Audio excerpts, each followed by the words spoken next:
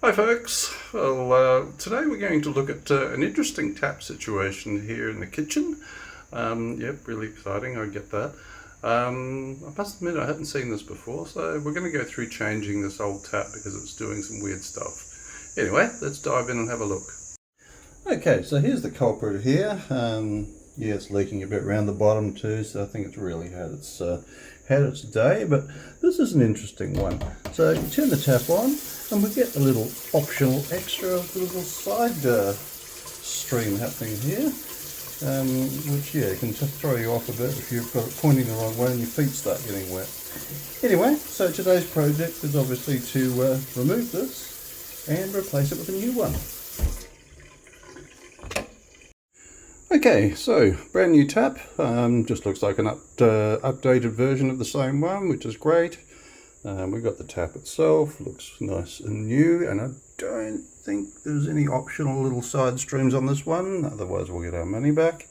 And the fitting hoses as well as the little brackets to hold it down onto the bench solidly as well. So we're pretty well good to go. Let's go and have a look.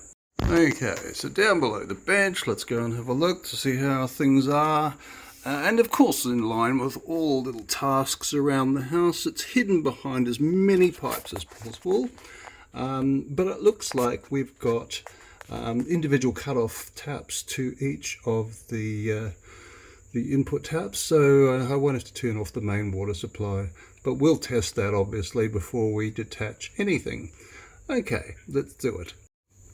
Okay, so here we have a fairly clear view of the taps.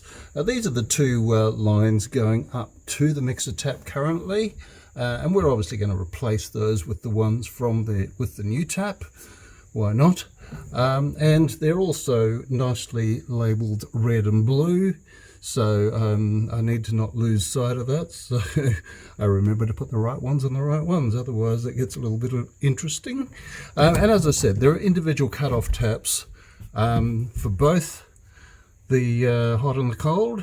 So as I said, I'll be turning these off now, basically, and testing that I've got no water coming out of the tap at the top. So we'll do that next. Okay, so let's go ahead and turn these taps off. They probably have a special name, and I don't know what it is, but that's okay. It probably won't stop me doing anything. Okay, other than reaching stuff. And let's just see if I can slip in there and turn that one as well. Okay, so they're against the stops as far as I can tell, but I'm not going to take their word for it. Let's go up to the tap and just double check. Okay, back to our old tap here, the multi-spout tap, and looks like there's still got water coming out, so that's obviously we've missed something, and thankfully we didn't take any loose any pipes off. Let's check again. Okay, well I've rechecked those two little faucets, taps, whatever you like to call them. Both definitely are against the stops, so you know what, we're going to go ahead and turn off the main water at the Toby, and just make sure that we're all clear that way. Okay, so I've got the Toby turned off now, the main water tap, whatever you call it in your part of the world. And yeah, if they're all in different places, so I couldn't even give you a clue where it might be in your place. But yeah, it's definitely there will be one. Right, just got the spanner onto here now and I start loosening these guys off. I put some old sponges underneath because I've got nothing else that fits. Because these are lower than the tap, there may well be a bit of water that comes out once these loosen off. Okay, just a fiddly area to get to. Oh, there we go. Right.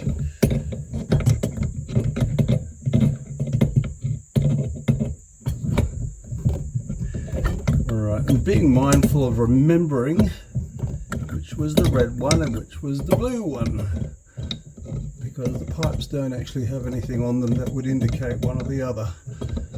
So just keep that in mind. Mark it, or just mark it in your mind. Take a photo. Whatever works. So anyway, I'll loosen these off. I won't bore you with that, and we'll move on. Okay, so both of those feeder pipes or lines are now free, and we can start looking at how to remove the actual tap itself from the bench and pull that all through. So basically we've got to look up and let's see if we can get in there. Okay, now we're looking up basically at the bottom of the mixer tap and where the lines pipes actually go through the bench top and join onto that tap. So you can see basically we've got two lines and there's also a restraining screw bolt which we'll need to loosen off. Now I think it's got a flathead screw groove in it, so we should just be able to screw it out with a screwdriver. Okay, let's give that a go. Okay, it took a little bit more than I thought. The old system basically was this nut, which was sitting on the end of this guy here, and yeah, been there a while. You can see the tap's a little bit, quite a big bit sort of corroded, so definitely time for a new one. Anyway, let's get out with the old and in with the new. Okay, now this may be new to some people, but here are the instructions, which is probably a good idea to follow those. Yeah, scientists basically have proven that the abilities to skin a woolly mammoth hasn't fully translated into to modern technology, so we still need to rely on this written word, as these things don't come naturally yet. So yeah, some handy hints on here, so let's follow those and get this baby set up. Okay, so here we've got the new tap base, and it's certainly looking a lot more civilized than the one that we just removed. Now if you look closely, you can see underneath each of these pipe inlets, the two eyes at the top, there's an H under one and a C under the other. I couldn't remember what Cole started with, but there you go. Okay, so that's very important to get that right. Otherwise you're going to have a lot of surprises coming up when you turn the tap on. Okay, very important that we then take the correct line, okay, and put it in the correct position. That'll just save a lot of work afterwards. Okay, so here we have the two lines now secured to the bottom of the tap, and next we'll slide on the O-ring. Oh, Lord of a ring or something. Anyway, let's put that on. Okay, so here we have the ring. We've slidden it over the lines, and you can see there's a groove at the bottom of the tap there which it'll seat into and obviously prevent any leakages onto the bench. Okay, next step basically is going to be to pass, oh, we're actually going to screw the restraining bolt in here next. That was next. I did read that. Okay, so this bolt here has got this long nut, but what it is, that is actually going to be a locking nut. Okay, so what we're going to do is we're going to screw this into the base of the tap, and then we'll be able to use this, which we'll take off before we pass it through, because that'll actually hold on the brace to fix it to the actual sink bench. Okay, moving on. Alrighty, so we now have the restraining bolt, and it does actually have a Phillips head at the bottom, so I can tighten it up with my, not Phillips, the flathead. Sounds like a fish. Okay, just to make sure that's nice and tight in there, which it is.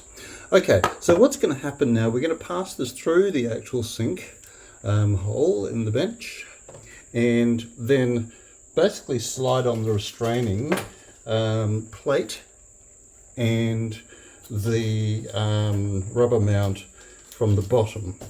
Okay, so these guys look like this. Okay, it's going to pretty well slide on like that, although of course I'm going to put the rubber one on first.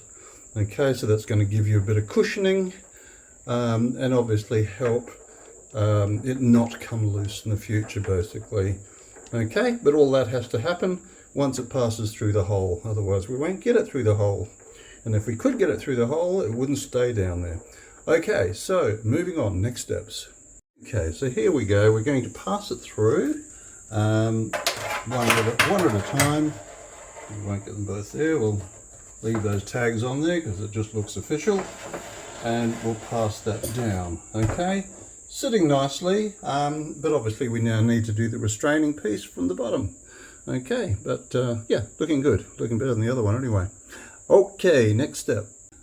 Okay, so I've now got the new thing pushing through, and the two pipes, lines, and I'm now going to do the fiddly thing. Now I've put the rubber and the restrainer together.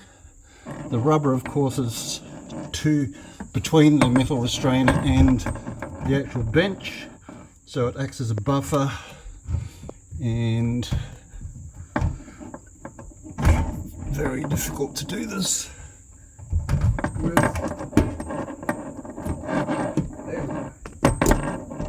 Alright, so the little round hole goes where the bolt goes. You'll notice that the fingers never leave the hand on a good day. Okay, so we've got that sitting up there now. It sits there by itself, which is good. I'll now go and find the bolt. Okay, one bolt, and we'll screw that on. Do it hand tight, at least at the moment. Those are the little lines making noise against the back of the cabinet. A bit of mood music to go with the whole thing. Hope there's no copyright on it, otherwise this won't publish. Okay, let's just get that on there. Very long bolt, because obviously it's designed for people who might have a much thicker bench top to pass through.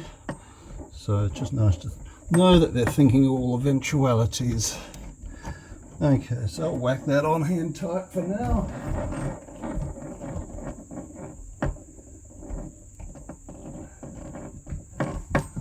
Okay, and that should do that. I just need to get a spanner onto it, but I'm going to need to remove the camera to do that. Okay, back to our friends, the little pipes here. Now, before we screw the new ones back on, what we want to do is make sure that we seal them properly. And what you can probably see is that red stuff over here, around the flange. We're going to go ahead and try and peel that off. That's old plumber's tape, and we'll put on some new plumbing tape. So we'll try and make it as watertight as possible. Okay, so let's do it. Okay, so you can see here, this flange basically it's been cleaned up okay. I mean, it doesn't have to be absolutely, but the more you can get rid of, the better, because then you can put a new lot on there. And what it does basically, as you can probably understand, metal doesn't have any give in it, so it's very hard to get a perfect seal with that. So what I'm going to do is I'm going to wrap this around it just to give a cushioning between the new line that I'm going to put on there. So I'll just do that. Okay, so we just use a bit of plumber's tape. Easy enough. You can get it from your local hardware. It'll last you forever unless you do a lot of plumbing work. And you can see we've gone around a couple of times, which will just help with the with creating a good seal for the bolt that's going to go on there with the line. Okay, so let's put that on next. Okay, so we're screwing that on now. It'll make it snug, obviously, when you put it on. So just push hard to start it screwing on, but once you get it going, you can feel it's got that softness to it basically, which gives you that cushioning and filling up any gaps that might appear between the metal. Okay, that's the cold one done. Sorry, hot one, red. And we'll now do the cold one. Okay, nearly there. Okay, everything's joined back up now, which is great. We'll clean up in a bit. Now, we did turn off these little taps before, so we'll turn them back on. Otherwise we'll wonder why it doesn't work when we turn the main on. Okay, I think that was it for that one. And that was that for that one. It is time to road test. Alright, we've turned the mains back on and looking for leaks. Not seeing any water that shouldn't be there. That's always a plus. Okay, now looking at the top. No water around the base of the tap. That's always a plus. And let's just road test it. Okay, so I expect it to be cold on this side. And let's see if I'm rewarded. Yeah, feels good, feels good. Oh, and we count the spout of water coming out. Nothing down the side. 1. Excellent. All the water ends up in the same place. That's what we want. And hot. Oh yeah. Okay. There we go. We are done. Thanks for watching, and be sure to come back and watch our other videos. Cheers. Bye.